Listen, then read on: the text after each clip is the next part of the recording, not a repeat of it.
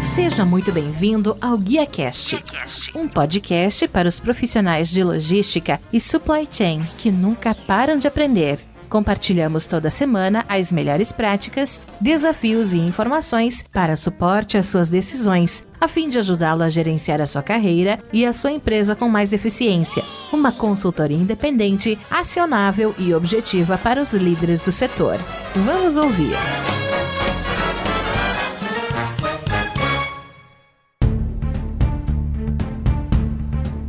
Olá, que tal? Tudo bem? Eu sou o Rodilson Silva e o nosso bate-papo de hoje é para falar sobre interiorizando a logística com tecnologia e bagageiros de ônibus. E para isso a gente recebe hoje Miguel Petribu, que é CEO da Envia by Bus. O Miguel ele tem 64 anos, 44 anos de jornada voltada para a carreira de logística, predominantemente em cargas e encomendas expressas. Creio eu que seja associado a startups, associado a Logitechs. É o nosso mais experiente aqui que a gente convida para estar falando um pouquinho sobre essa experiência de estar tocando uma startup no Brasil. Ele tem formação acadêmica em Business na California Coast University, Estados Unidos, e governança corporativa pela Fundação Dom Cabral. Trabalhou em empresas como DHL Express, FedEx Express, Itapemirim Transportes Aéreos, TAM Airlines, fusão de Middle e Last Mile na SPDL dos jornais Folha São Paulo e Estadão, empresas de ônibus Pássaro Marrom e Buslog do grupo JCA, Aviação Cometa, Aviação 1001 e Aviação Catarinense, Azul Linhas Aéreas Brasileiras e Jadlog Logística, tendo como posição atual CEO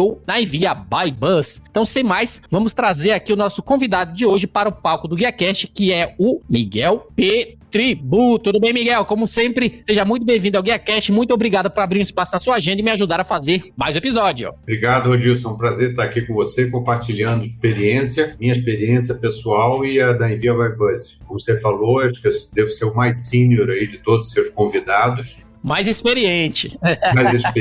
E vai ser um prazer compartilhar aqui a jornada e como é que a gente acabou nessa último sprint de carreira criando a Envia by Bus.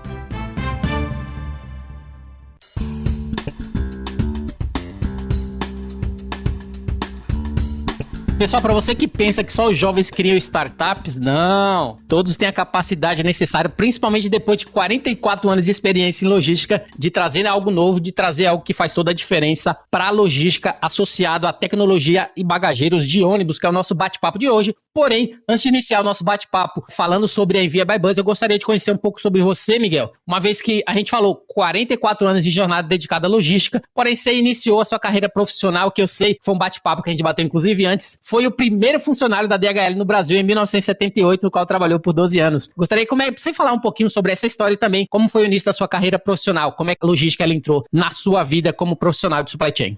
Na realidade, minha carreira toda começou em decorrência de falar inglês. Então, nunca foi um planejamento de carreira. Hoje, eu vejo que a nova geração, ela estuda, planeja a carreira e depois vai trabalhar. Na nossa época era o contrário. Você trabalhava, estudava e, às vezes, você tinha que conciliar os dois quando possível. Como é que eu comecei?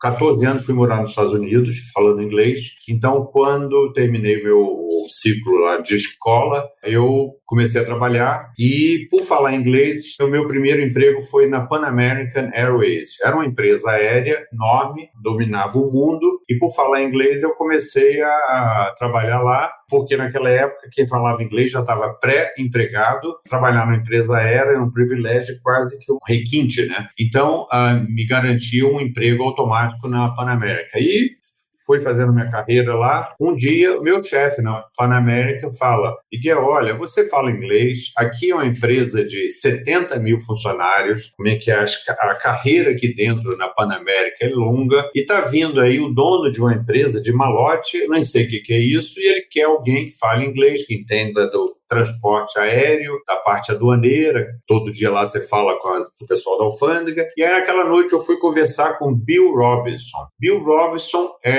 ele está vivo, é um dos 6 donos dessa DHL que está aí hoje. Só que a DHL começou lá atrás, na Califórnia, foi expandindo para várias cidades e veio para a América Latina em 78. Naquela época, o mundo passava por uma crise energética, faltando petróleo. e o Brasil e a Venezuela se abriram para a exploração de petróleo. E aí as empresas que faziam exploração de petróleo, Shell, British Petroleum, Halliburton, elas pediram que a DHL abrisse escritórios nesses países para transportar o malote entre suas operações no Brasil e suas matrizes em Houston, Los Angeles e Londres. Foi aí, então, que eu fui conversar naquela noite com Bill Robson e naquela mesma noite, no jantar, saí de lá empregado como gerente de operações da DHL. Na realidade, a DHL levou 6 meses para ser aberta depois daquele jantar, porque não tinha nada. Você imagina um gringo que veio para cá, não tem nada, não tem contrato social, não tem sede, não tem nada. E pouca gente sabe disso. Isso é uma cereja para o bolo. A gente, como toda startup naquela época, hoje a DHL é um monstro de bilhões, mas aqui no Brasil não foi diferente de qualquer outra startup. E a gente foi comprar móveis usados, Rodilson, porque o escritório era uma sala de 4x4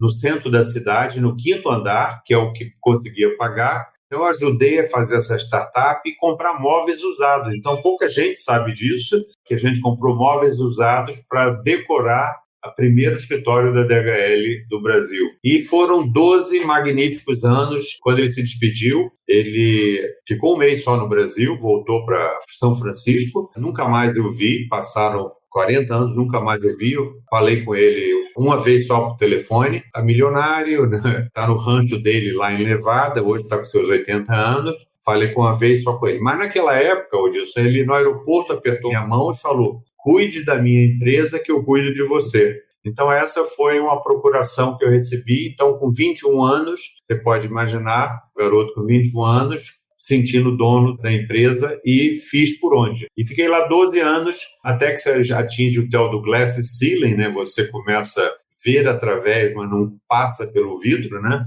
E aí evolui na carreira. Foi exatamente a época que a FedEx estava vindo para o Brasil. Então, fazendo um retrospecto da minha vida, eu sempre tive em startups, sempre no número 1 ou começando a FedEx. FedEx é a mesma coisa. Ela tinha acabado de comprar uma outra empresa aérea cargueira, uma empresa chamada Flying Tigers. Vou dar mais um pouquinho aqui de cereja. Logo após guerra, 1945, o que tinha mais no mundo? Avião de carga, que foram todos usados na guerra. Então, várias empresas foram formadas com os aviões que sobraram, que tinha mais do que avião no mundo, né? Então, várias empresas aéreas foram montadas a partir da Guerra de 45. E uma delas foi a Flying Tigers, que era formada por ex-pilotos da Força Aérea Americana que decidiram ir para o mundo privado transportando carga. E, nesse momento, no transporte aéreo, você tem os direitos de pouso, ou seja, o lado regulatório. Para você operar de um país para o outro, você tem que ter as concessões. E aí são acordos bilaterais que existem no mundo. Então, naquilo varia ouro, porque os Estados Unidos tinham o direito de pouso e o Brasil também. Então, qualquer outra empresa que viesse para o Brasil, ela teria que adquirir o direito de pouso, que era muito caro, e o governo nunca dava essas concessões. Por exemplo, os Estados Unidos tinham muito mais demanda de passageiro vindo para cá do que brasileiros indo para lá. Então, o Brasil era sempre reticente em abrir novas ofertas de voo, porque só ia beneficiar os Estados Unidos. O resultado disso foi que a Flying Tigers foi adquirida pela FedEx, e da noite para o dia a FedEx passou a ter landing rights, direito de pouso, em 40 países que a Flying Tiger já tinha essas concessões. Então, ao vir para o Brasil, a FedEx, que tinha sido fundada lá em 73, tinha decidido operar com avião próprio, né? Ela só operava com avião próprio, diferentemente da DHL, que usava voo comercial, né? Então, a FedEx veio para o Brasil com sua própria frota de 727,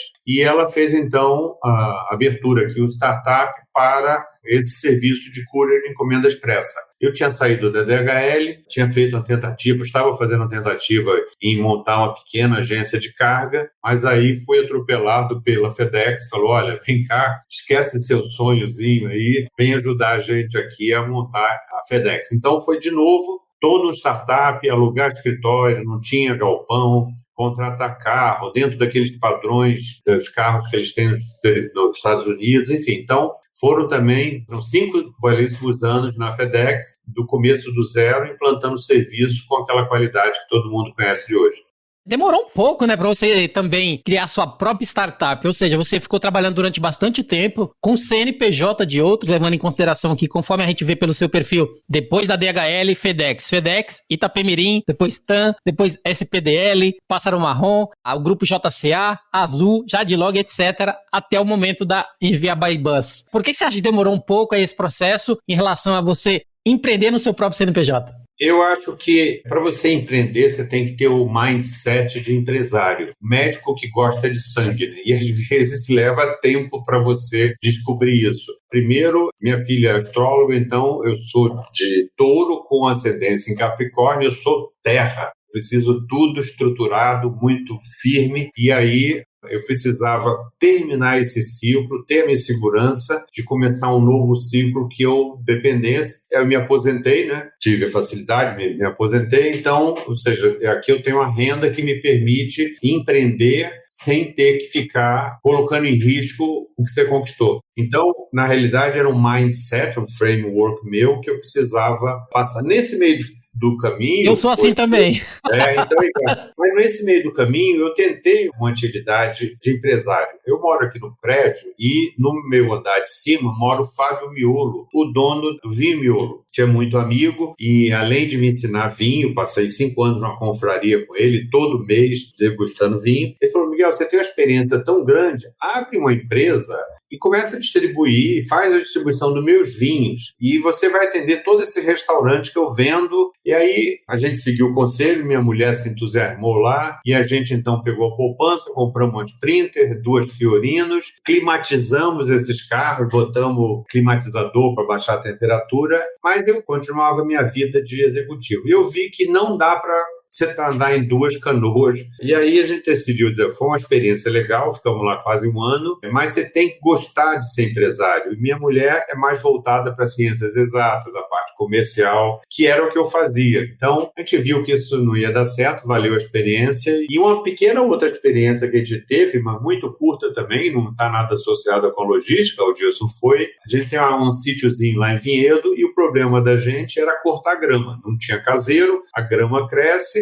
e como é que você corta aquilo? Aí um dia a gente falou, vamos comprar aqueles tratorzinhos da Husqvarna, que a gente corta grama, e a gente monta uma empresa para fazer corte de grama, porque é a dor comum de todo mundo que mora lá. E a gente montou a Barbearia da Grama, que foi também a tentativa que você teria que morar lá em Vinhedo para aquele negócio dar certo. Mas foram esses pequenos 2 ensaios, até que realmente, depois de aposentado, decidi, então, empreender. E aí, a Envia by Bus, né? De onde surgiu a ideia? Eu acho que essa é a pergunta que você quer fazer. Principalmente porque depois você falou, agora com a segurança eu consigo empreender sem colocar em risco. Veio a Envia by Bus, né? Quem sabe que a startup tem envio de encomendas em bagageiros de ônibus. Primeiramente, eu gostaria que você pudesse falar de onde surgiu a ideia, porque pela tua experiência, né? Eu acho que você passou por empresas de ônibus também, né? Então, eu acho que a ideia veio daí. É mais pra gente entender de onde veio essa ideia inicialmente em relação a enviar encomendas através de bagageiro de ônibus. O que aconteceu disso? Por ter trabalhado nas empresas de ônibus, eu via que quando você trabalha no DHL e no FedEx, você está na escala, na régua de 0 a 100, você está perto do 100. Eles são exímios, excelentes, destilam excelência em tudo que fazem no serviço expresso,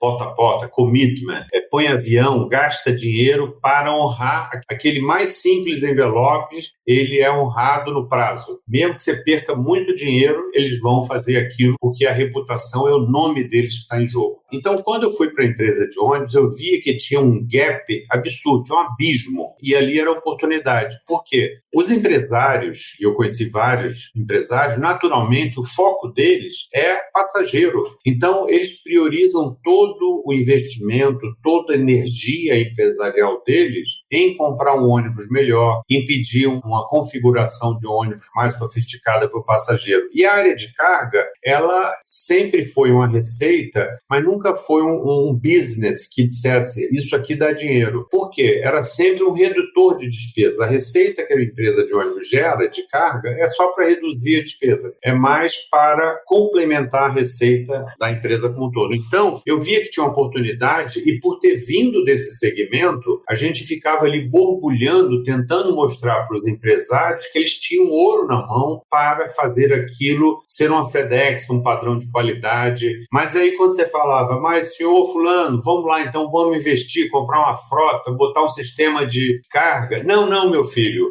Normalmente era o mais velho. Não, meu filho, eu tenho 2 ônibus, tenho que comprar um radiador, um pneu. Depois a gente conversa dessa sua ideia aí. Então, a aderência por transformar a área de carga num negócio que a gente via que tinha oportunidade, sempre ficou latente aqui. E a atividade de encomenda em ônibus, Rodilson, ela existe há 70 anos. Há 70 anos que despacham encomendas em ônibus. Outro dia eu estava falando com um amigo que foi gerente do produto Sedex do Correio por 30 anos. E ele fala, Miguel, você acha que você foi o primeiro que inventou esse negócio de encomenda em ônibus? Não, o Correio já entupiu os bagageiros dos ônibus nos anos 70, 80 e 90, porque eles não tinham caminhão. Então, eles usavam os ônibus para fazer o transporte de encomenda no Brasil todo através de ônibus. Na medida que o Correio cresceu, eles compraram frota própria, compraram avião próprio, aquela coisa toda, né? Então, o ônibus já foi usado, e ele é usado para um momento. A empresa cresce, você vai para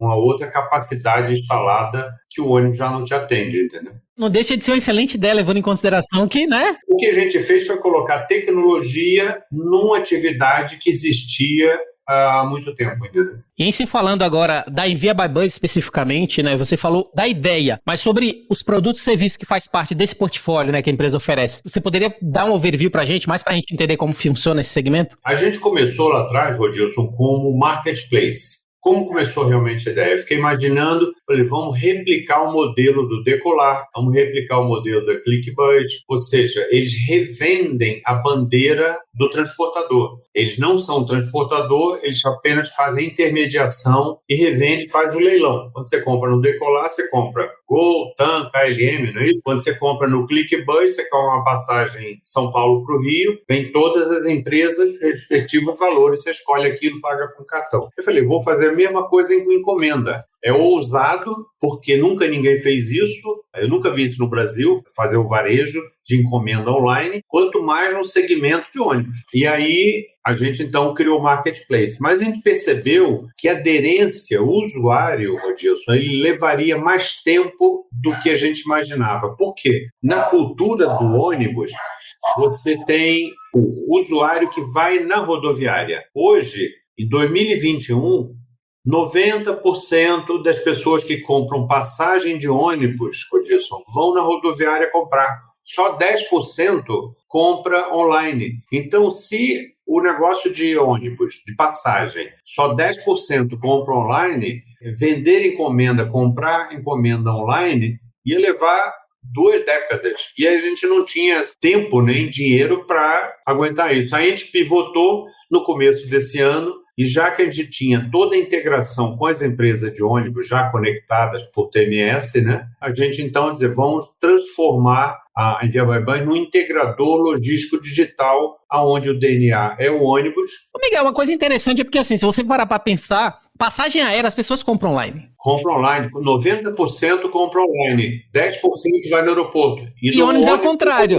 É cultura, Rodilson. Então, é aquilo que eu falei, né, quando eu tava conversando com o Mira, a semana passada, falando o Carlos Mira da Truckpad, ele falou que ele foi o cara, né, que antigamente ninguém utilizava também celular. Ele que teve que trazer essa disruptura do mercado, né, e foi trabalhando para que isso acontecesse. Não é diferente do que vocês estão fazendo. Então, claramente, eu acho que o ideal é continuar nessa jornada, transformar o mercado para essa necessidade, até o momento que a gente vê que isso vai se tornar o novo normal, que é o que a gente precisa frente a esse conceito. Novo approach, né, conforme a gente falou, de encomenda via, né, bagageiros de ônibus, né, mostra claramente que hoje já é um conceito que você vai conseguir superar o mercado, viu, Miguel? E logo mais a gente vai estar falando sobre essa história de sucesso e a disruptura do mercado associado a essa necessidade. Você falou que, inclusive, isso é um paradigma, levando em consideração que as pessoas ainda não estão habituadas a isso, mas isso falando da principal dificuldade de transformar essa ideia em realidade. Foi pessoas, foi sócios, foi tecnologia. Quais são as principais dificuldades que vocês enfrentaram até o momento do conceito e começar a operar e tirar isso do papel?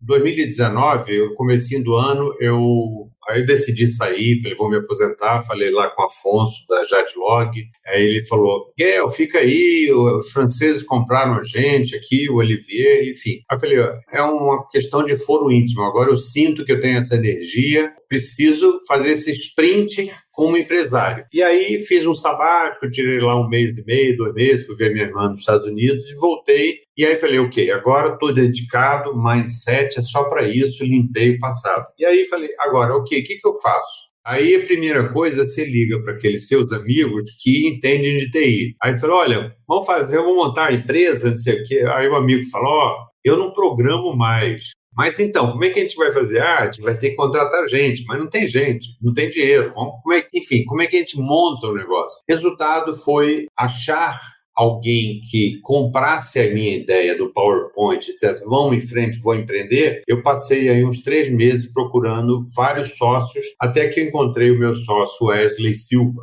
Wesley, há 20 anos atrás, quando eu era diretor de carga da TAM, o Wesley hoje tem uns 43, 44 anos. Ele tinha 20 e poucos anos e ele era um programador na época que a gente estava reformulando o TMS da TAM. Tinha uma equipe lá de 30 programadores e o Wesley era um deles, com 20 e poucos anos. Aí, falando com o Wesley, tinha passado algum tempo, o Wesley ficou na TAM, eu saí, fui lá para o jornal, e aí mantive contato assim, raramente, descobri que ele tinha montado a empresa dele, de tecnologia, e que ele prestava serviço para as linhas aéreas, porque todo mundo que trabalhou na TAM vai migrando de empresa a empresa, né? E aí ele estava lá, trouxe a ideia para ele. E ele, extremamente ávido assim, falou, vamos embora, Miguel. E aí a gente mergulhou, começamos a desenhar o que seria a construção desse marketplace. Tinha nada, era um PowerPoint. Ok, agora a gente faz o quê? Como é que a gente... Então, fomos construindo isso. Então, foi quase que 7, 8 meses.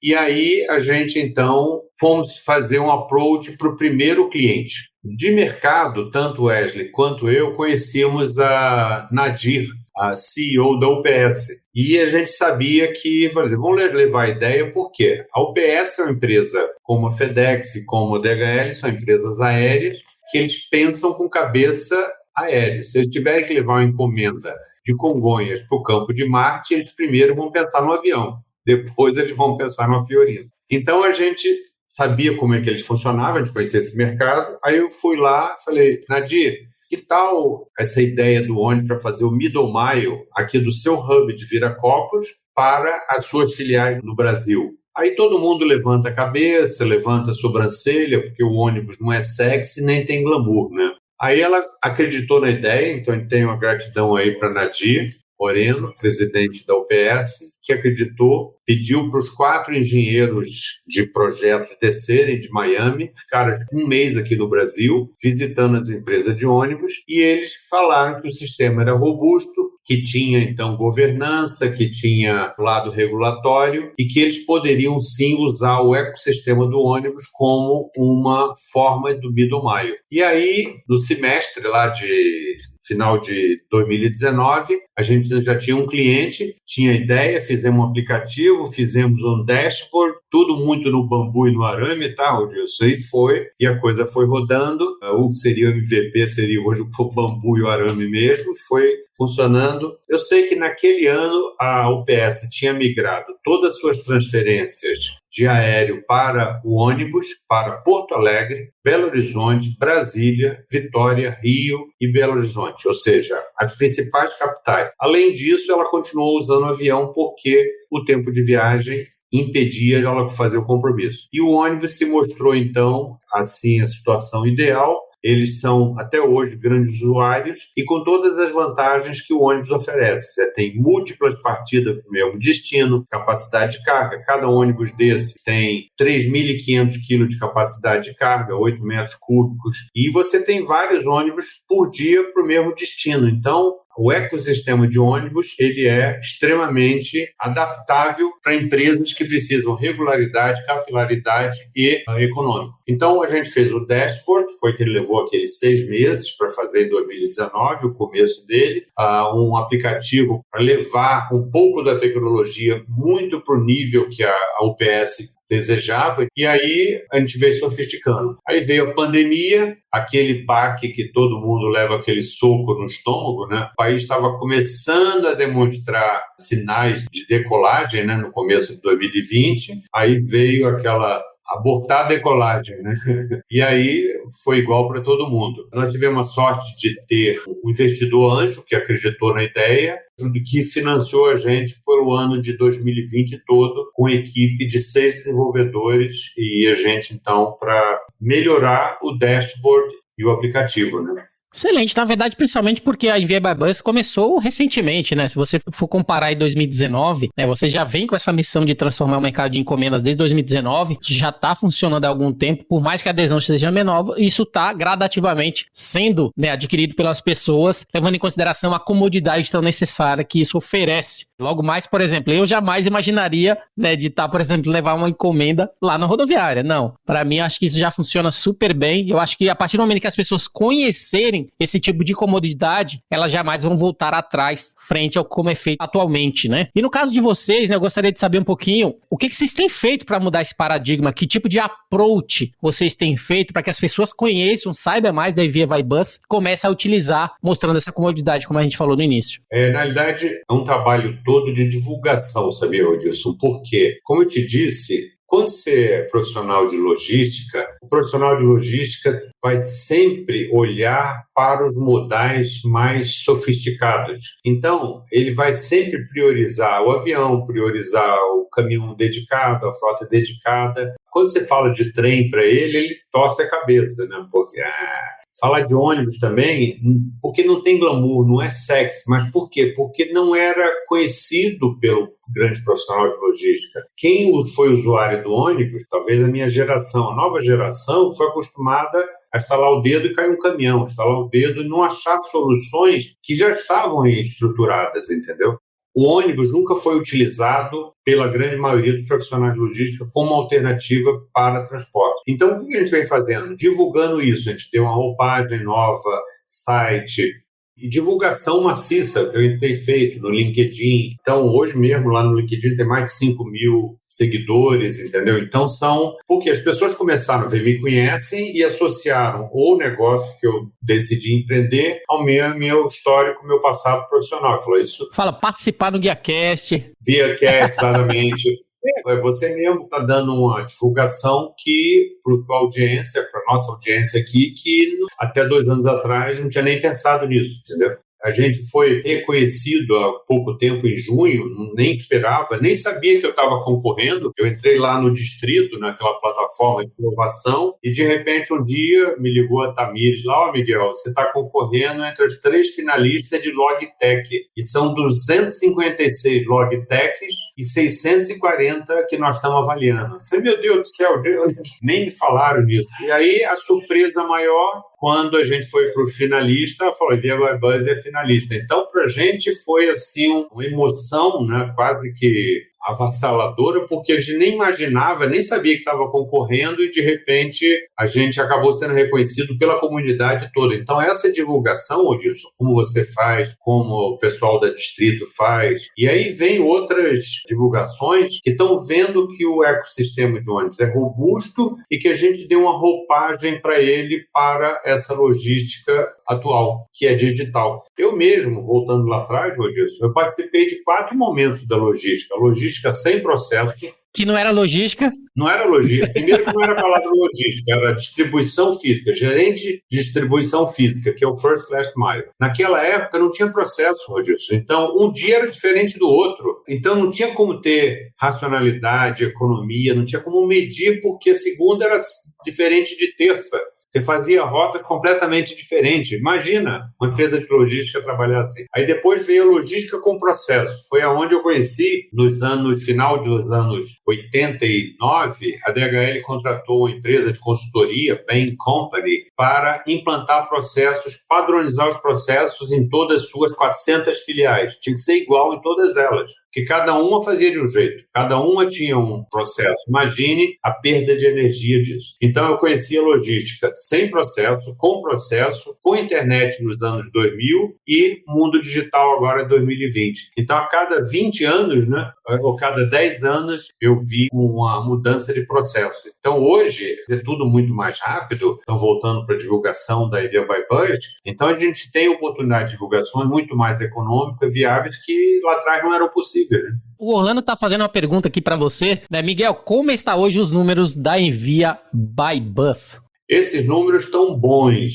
A gente começou agora, a gente tem aí a expectativa de faturar aí um valor assim expressivo para uma empresa que começou há 2 anos atrás e que refez o modelo de negócios para janeiro. A gente começou mesmo com o integrador em janeiro. Então, a gente está muito acima aí da média, eu diria, porque meus sócios e eu nós temos cabelo branco, então a gente consegue abreviar muitos atalhos, o network ajuda muito, ou seja, a gente faz um contato, liga para um amigo e ele abre as portas, dá oportunidade. Então, eu diria que hoje o meu maior ativo, Odilson, o meu network.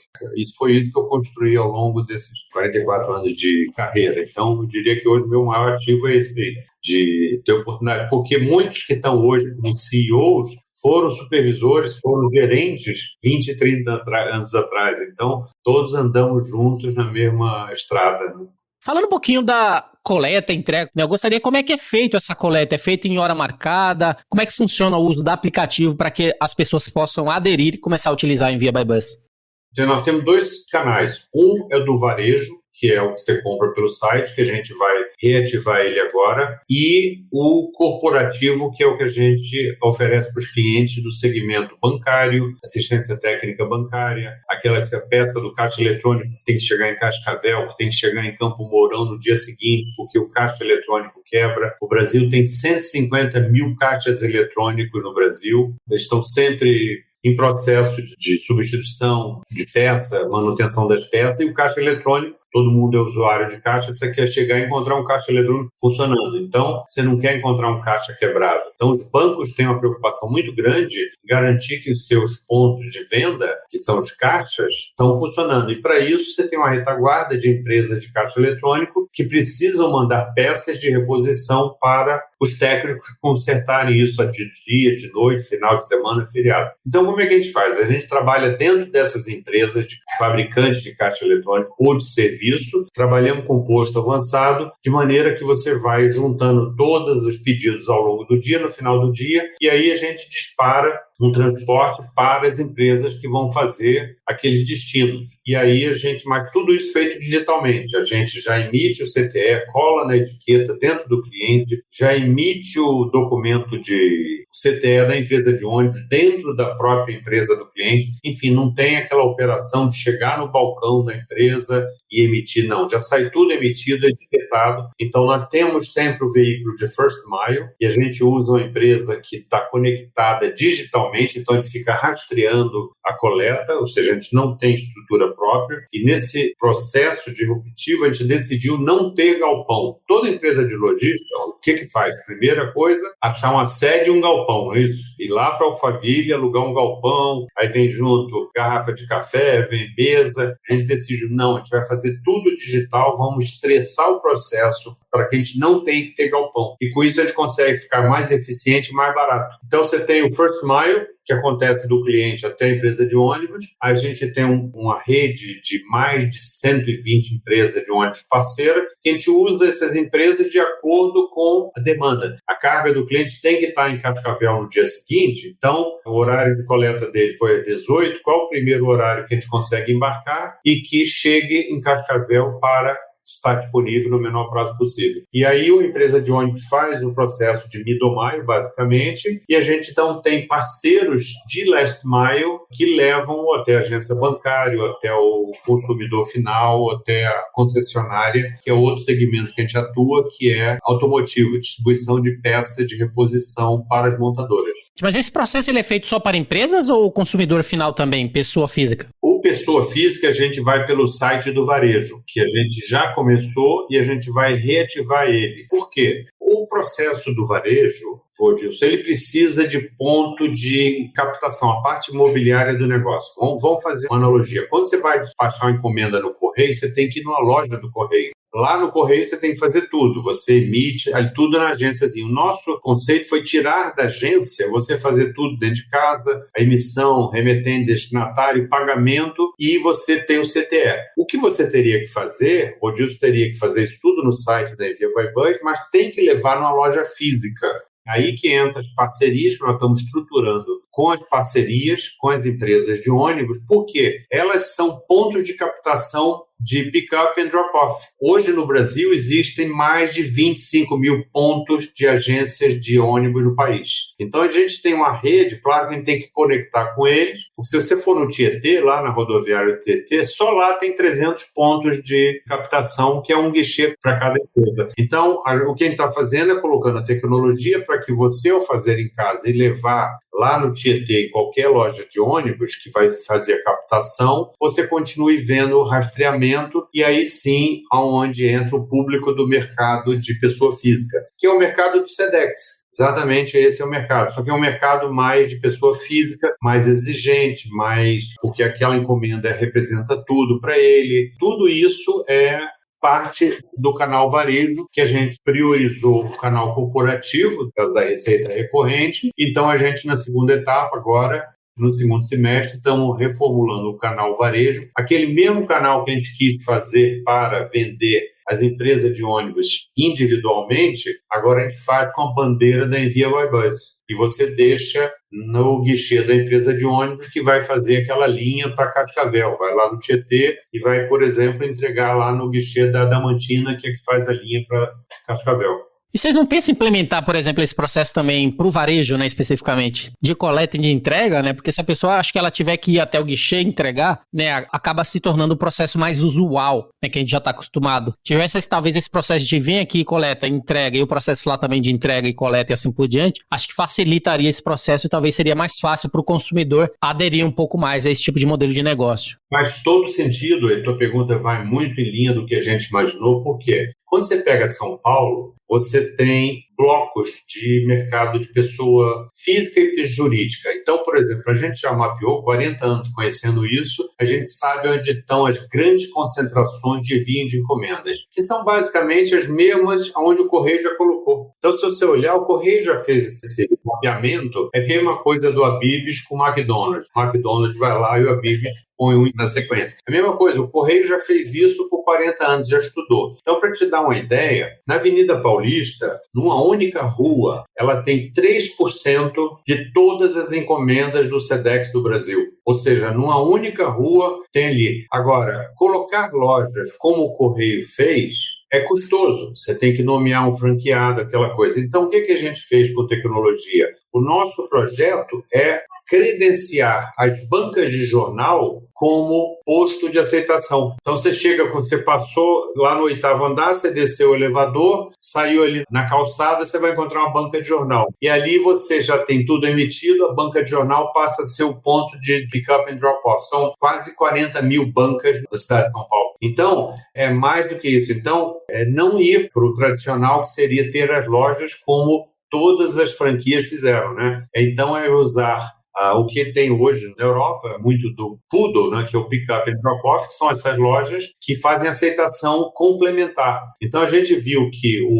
por ter trabalhado no segmento de jornal, conheço muito o sistema de distribuição das bancas, e a gente sabe, então, que as bancas estão ávidas por novos negócios jornaleiros. Sabia que só 7% da venda da banca de jornal, só 7% é revista? O resto é tudo que está em volta, caneta, lápis, bala, chocolate. Ou seja, a atração continua sendo a mídia impressa, mas você acaba comprando outras coisas. Então, eles estão ávidos por novas receitas e isso seria uma forma de ter um novo tráfego para a banca de jornal, para ele ter, e ela está estrategicamente instalada em toda esquina, em shopping, não é isso? O conceito é chegar próximo do usuário, mas sem ter a loja física. Até porque o processo de fazer coleta para o varejo, para uma encomenda, o custo da coleta vai ser tão alto que vai inviabilizar, o cliente não vai usar. Então, para popularizar isso, ele teria que se deslocar para a banca mais próxima, que vai estar a 1, 2 quarteirões no máximo, né? Já facilita o processo. Exatamente. Que é o mesmo conceito do correio, né?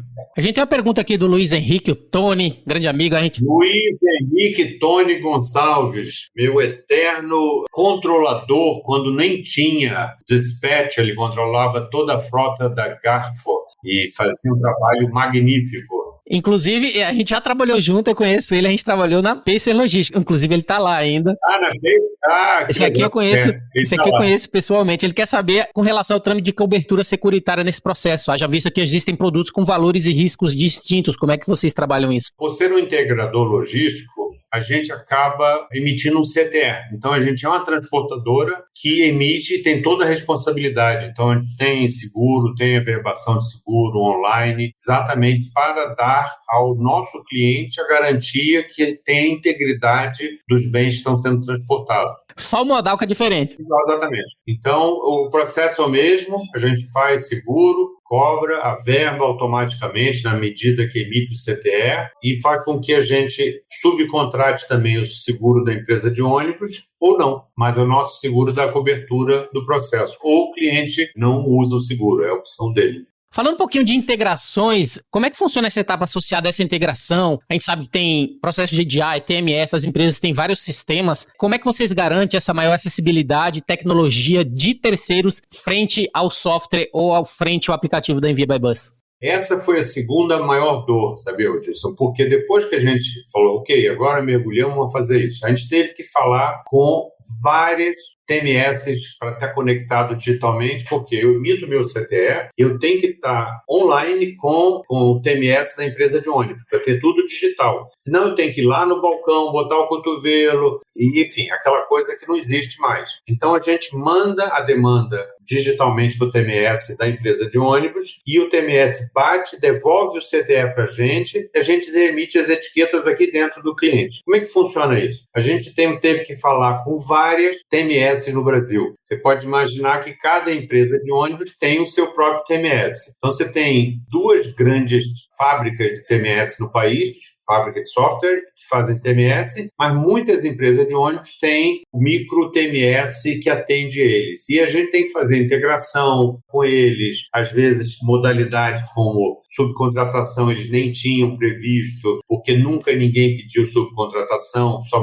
fazia emissão normal. Então, essa foi uma dor que o meu sócio ICTO, Marcelo Pelos, com seus 6 desenvolvedores, começamos no começo, eles queriam arrancar o cabelo, não sei o quê, mas a gente foi. Tem empresas que têm TMS de 30 anos, Odilson. Você não vai acreditar. E para você fazer uma modificação, a pessoa tem que ligar para o analista, que lá atrás tinha 20 anos, hoje ele está com 70, para ele fazer um ajuste aí e permitir a integração. Mas essa foi a dor e isso a gente virou especialista. Então, hoje a gente é um especialista em integração com o TMS e especialista em integração da demanda do cliente. Então, a gente recebe a demanda por EDI, por Notify, por e-mail, do jeito que ele quiser, manda para a gente transforma aquilo num CTE nosso e a gente manda a demanda para o TMS da empresa de ônibus, que devolve e a gente já emite tudo dentro do cliente. Então é através dessa integração que vocês atendem também o Brasil inteiro, né, no caso? Exatamente.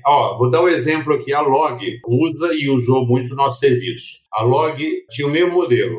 Tinha várias Fiorinas que saíam uma para cada cidade. Ele falou, não, se eu botar tudo na empresa de ônibus, a gente, então, indicou uma empresa e conseguia atender 6 destinos ao mesmo tempo. Pouso Alegre, Poços de Caldas, todas no sul de Minas. Então, eles deixaram de mandar a Fiorino que ia meia cheia e voltava vazia, para mandar só a demanda e pagar por quilo pelo variável. Então, a gente recebia isso de madrugada, a demanda da Log, fazia a emissão dos CTEs dentro do galpão da Log lá em Cajamar, emitia as etiquetas e de lá eles já saíam direto para a empresa de ônibus. Então, as integrações com as empresas de ônibus são fundamentais para o nosso business, né? Eu gostaria de saber, relacionado a perspectivas futuras, né? Uma vez que a gente falou de tanta coisa associada em Via by Bus, falou das dificuldades, você deu um overview sobre os produtos e serviços, falou como que é feito hoje, né? Através do uso de ônibus rodoviários, né? O uso do aplicativo, tracking, né? Toda essa parte de integração e assim por diante. Eu gostaria que você pudesse falar um pouquinho pra gente sobre o planejamento estratégico da empresa para os próximos anos. O que é que vocês esperam e como que vocês têm trabalhado frente ao futuro para a empresa, para a startup em Via by Bus? O nosso planejamento é mais realista, ou seja, ele está focado aqui muito no sul e sudeste, até porque como startup falta braço e falta recurso também, mas o segundo ano a gente expandir para o centro-oeste e as demandas pedem para a gente ir para o Nordeste. Com a pandemia, você sabe que todas as empresas aéreas reduziram, derrubaram a quantidade de voos e todo mundo voltou a procurar o transporte rodoviário. E aí, de novo, você tem aquelas demandas não atendidas, prazos não atendidos, e o ônibus é constante. O ônibus vai todo dia para Salvador, 3, 4 empresas fazendo, e aquilo, então, volta a encantar as empresas. Então, o que a gente está fazendo é planejando a expansão, que é Nordeste, para o segundo semestre, Centro-Oeste, e também Centro-Oeste, porque a partir de localidade, a partir das capitais. O que a gente tem visto que essas grandes empresas de transporte, fazer capital, Rodilson, todo mundo faz. Só ali no posto fiscal da Dutra deve passar mais de 1.000 transportadoras por dia ali. Então, ir para a capital, você tem muita oferta. Ir para o interior é onde realmente tem a dificuldade. Então, ou saindo de São Paulo para o interior, ou saindo das capitais para o interior. Esse é o desenho que a gente está se especializando, interiorizar tanto de São Paulo quanto intra-estadual e também avançar para o Nordeste. Então, ir para Fortaleza, você vai de avião, mas sair de Fortaleza para todas aquelas principais cidades dentro do Ceará, você só chega lá com regularidade através do ônibus. Para finalizar, conforme eu gosto de encerrar o bate-papo aí com todos, gostaria de que você pudesse falar pra gente um pouquinho sobre um conteúdo, um livro, um filme, um podcast, algum conteúdo que você acha que fez a diferença em sua carreira profissional, você poderia estar indicando pra gente aqui, pra todos que acompanham o Guia Cash. Um livro que teve muita influência da minha mãe, que era, como disse, ela costureira, mas ela tinha uma visionária, ela me obrigou a ler um livro chamado Como Fazer Amigos e Influenciar Pessoas. Então, aquele livro me acompanhou desde a minha adolescência. É que o pessoal pensa que esse livro é de hoje, né? Principalmente porque recentemente ele apareceu mais, mas esse livro é bem antigo. Exatamente. Então, ele é eterno, ele está em todos os momentos. Então, o livro, Como Fazer Amigos e Influenciar Pessoas, teve uma fase da vida que eu li aquele O Executivo e o Monge e Vendedor de Sonho, do Augusto Cury. Então, foram 3 livros que marcaram. Li muitos livros, né? O meu hábito hoje durmo lendo livro até o laptop cair em cima do óculos, mas é um hábito que eu sempre tive de terminar antes de dormir, de ler. Claro que hoje a gente gasta mais tempo em mídia social, mas eu também me disciplino para ficar buscando outras leituras também. Vou fazer um break, né? Até para a gente esvaziar essa intensidade que é startup, né? Pessoal, a indicação de hoje, Como Fazer Amigos e Influenciar Pessoas. Outro livro, O Monge e o Executivo. E por último, O Vendedor de Sonhos, são a indicação que a gente recebe aqui de Miguel Petribu. Para finalizar, Miguel, a gente tem aqui o Orlando falando para você, ó. Eu nunca vi um currículo igual ao de Miguel. Então, Orlando aí, ó, se você já tem um tempo que não fala com ele, viu, Orlando? Já refaçam os contatos aí para vocês se falarem novamente e ver como vocês vão se ajudar, né? Quem sabe esse não é o momento para vocês trabalharem juntos novamente. Lembrando que o nosso tema foi interiorizando a logística com tecnologia e bagageiros de ônibus. Miguel, essa foi minha última pergunta, então eu gostaria de agradecer a sua participação, a sua disponibilidade, né, de estar falando com a gente aqui no GuiaCast. Para finalizar, eu gostaria que você pudesse deixar os seus contatos e fazer para a gente as suas considerações finais. A consideração é perseguir um sonho eternamente. Um sonho nunca é interrompido, às vezes é só adiado. Então, persiga ele com toda a sua força, coragem, inspiração, porque ele se realiza. Tente achar sonhos ou criar coisas ou visualizar coisas que não estão sendo feitas, porque esse é o desafio de ver fora da caixa. O Walt Disney falava que trabalhar no impossível é mais fácil porque lá não tem concorrente. Então, achar coisas que as pessoas não estão fazendo é minha sugestão. Às vezes é difícil, mas você acaba achando sempre uma coisa que você consegue perceber que outros ainda não fazem. E é isso que diferencia. E só para fechar, Rodício, eu queria agradecer, vamos dizer, aos clientes que nos usam, porque eles são os protagonistas aqui. A gente tem uma obsessão para que o cliente seja o protagonista. Agradecer aos clientes, agradecer a toda a minha equipe maravilhosa. Sem eles eu não teria chegado aqui, aos meus sócios e a todos, somente a minha mulher, que foi a maior incentivadora e companheira aí dessa jornada. E vou fazer 40 anos de casado esse ano com ela. Tá mais aí a história, tá vendo? Não é só a logística. Ou seja, de qualquer forma, você tem mais tempo na logística do que com a esposa. Agradecer a você por essa oportunidade e que sirva de inspiração para vários outros empreendedores aqui. O GuiaCast teve a honra de receber Miguel Petribu, CEO da Envia by Bus, onde falamos sobre o tema interiorizando a logística com tecnologia e bagageiros de ônibus. Se você gostou desse episódio, você pode compartilhar com seus colegas, amigos e profissionais de supply chain e, se possível, deixe uma avaliação e um comentário em ratedspodcast.com/GuiaCast. Você também pode me encontrar no LinkedIn, é só procurar por Redilson Silva, comunicador logístico multiplataforma. Eu sou Redilson Silva com Miguel Petribu, que te envia um GuiaCast abraço. A todos vocês, até a próxima. Tchau, tchau!